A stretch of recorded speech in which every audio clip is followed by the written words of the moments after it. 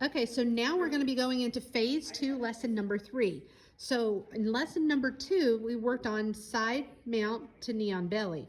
Now we're going to do the entire full mount drill. So Sensei's going to be explaining the entire mount drill. So what you're going to do is you're going to get into your side mount. So again, what you're going to do, both knees, shoulder, hip, over the top, shoulder, hip, and I'm pulling them into me. From here, I grab shoulder, hip, pop up, knee on belly. From knee on belly, I'm going to take both my hands and pin their shoulders down. My knee that's on their belly slides over the top, and it slides on the other side. My other knee slides up with them. So one of the most important things, you have big, wide airplane arms so the person on the top bottom doesn't smash your head in. So make sure it's wide airplane arms.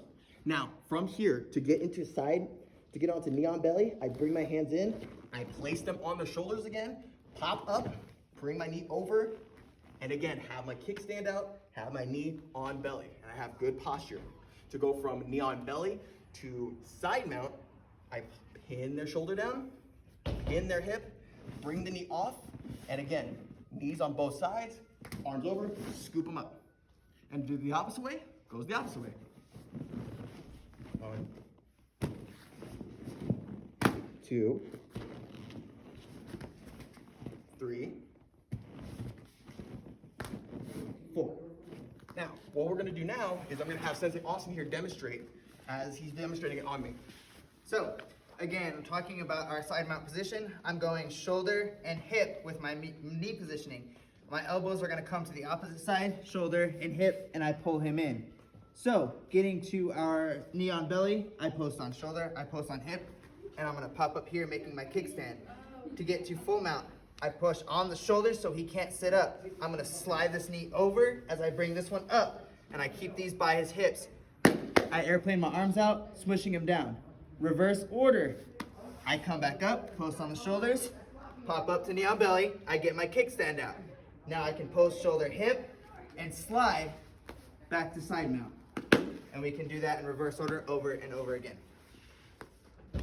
Now we're going to continue our lesson 3 of phase 2. So we're going to be working on our step front round kick.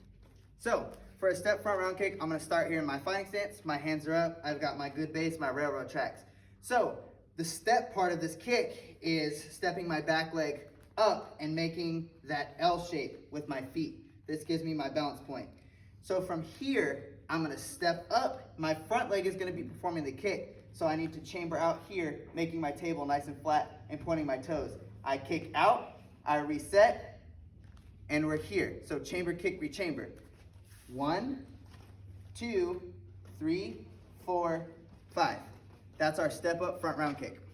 So a variation of our step front round kick would be for an opponent that's a little bit further away. So for in a sparring match and I'm on one side of the ring and they're on the other, I can increase my range by taking a bigger step. So when I step up, I can actually step past my front foot. This front leg still chambers, kicks, rechambers, and I set it down in front. To continue our lesson, we're going to now do switch foot round kick.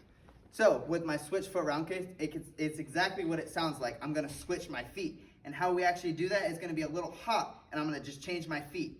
Here, that's our switch. Super simple. So I'm in my normal fighting stance. My left leg is forward, my right leg is back. Now I hop and switch. My right leg is forward, my left leg is back. From here, my right leg is now going to perform my kick. So I would chamber, kick, rechamber, and set it down. So starting from the beginning, I'm in my fighting stance. I switch, chamber, kick, rechamber, and set it down.